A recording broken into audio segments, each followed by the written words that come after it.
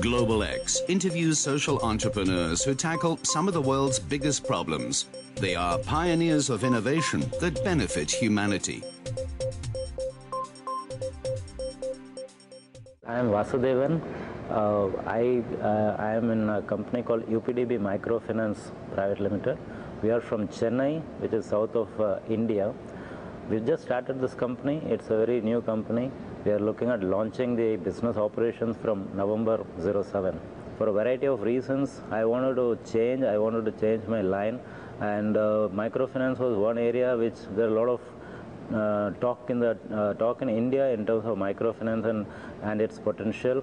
I really want to study that sector and take a call whether this is a calling for me or I should go back to another employment. So I quit the job. I spent about a month's time. I did a lot of study on the industry, and what I saw was really fascinating. Traditionally, the ladies in the poorer households are always regarded as part of the background. They don't have a place in the family because they don't bring anything to the table except producing children and cooking food. They don't bring anything else to the table. So they are always regarded as part of the background and can be treated as the man wants to treat her. But microfinancing is changing that profile. The lady's position is definitely going up because she is starting to become an economically empowered member of the family, and there is a perceptible shift between the man and woman in terms of their position in the family. I think that's an amazing change that the microfinance industry is bringing about, and when I saw that, it was something which was very thrilling. I've never so closely experienced this kind of a stuff. I thought that here is a business where commercially you can look at a large market. There's a lot of professional challenge, and socially it's something which has a great impact, and it's something that I thought it will be very interesting to get into, and that's what really brought me into this industry. To create an organization which is held as trustworthy in the mind of the customer. We want to tell the customer that here is an organization which you can trust.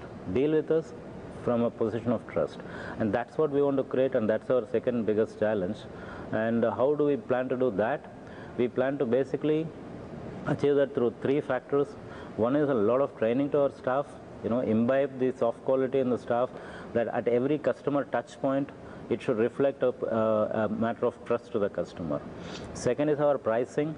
We are very clear that we will not price to the market, because we can actually go very high in our pricing if we price to the market. We will not price to the market.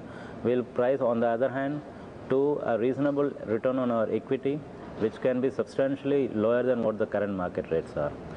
Third is, there is a process called ombudsman.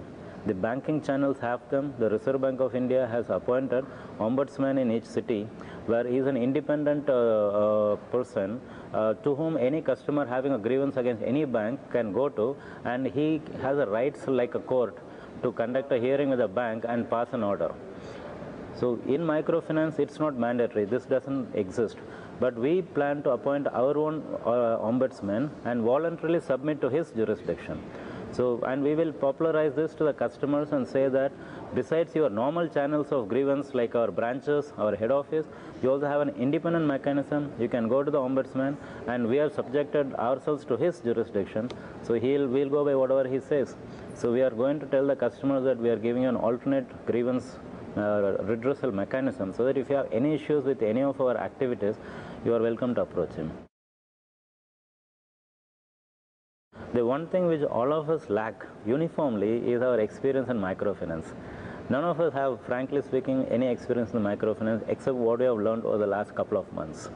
Now, Unitas as a partner to us in this process of progress, through Unitas we are really beginning to get a lot of ideas, a lot of networking on the microfinance industry.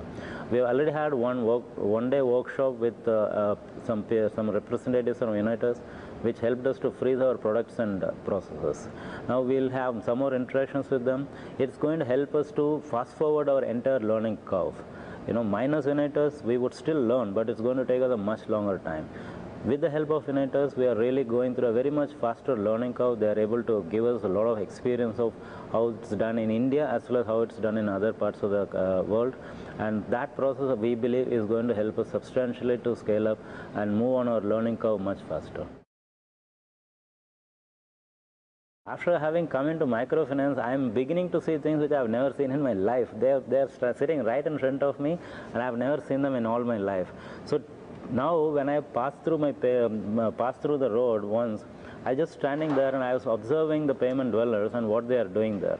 This was sometime in the evening, around 4 o'clock, 5 o'clock in the evening on one of those days.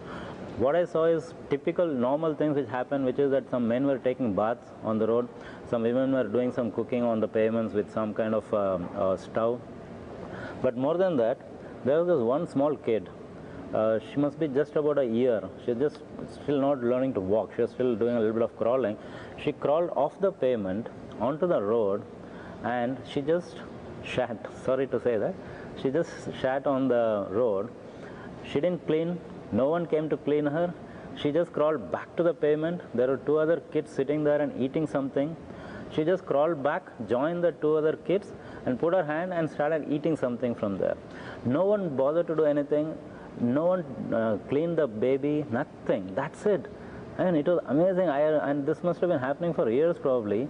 I have never seen it in the past, but when I saw it, it was just too horrible. What I thought is that besides just doing microfinance, which can still not reach all the layers of the people, it can only reach up to a certain level. So what I thought is we should create a trust.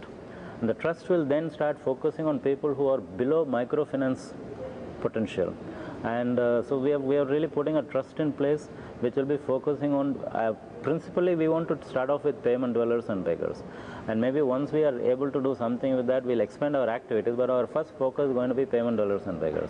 And as we move our microfinance from city to city, the trust will move behind the microfinance organization to try and support the lower end of the population. I think you should just go back to your old roots. Go back to your old friends. Go back to your godfathers. Every one of us do have godfathers. Go back to them. Be open with them. Tell them what you have in mind. I'm sure there will be enough support coming from them. And at a startup stage, you need every one of those support. I think if you can grab those supports, then probably we can start off fast.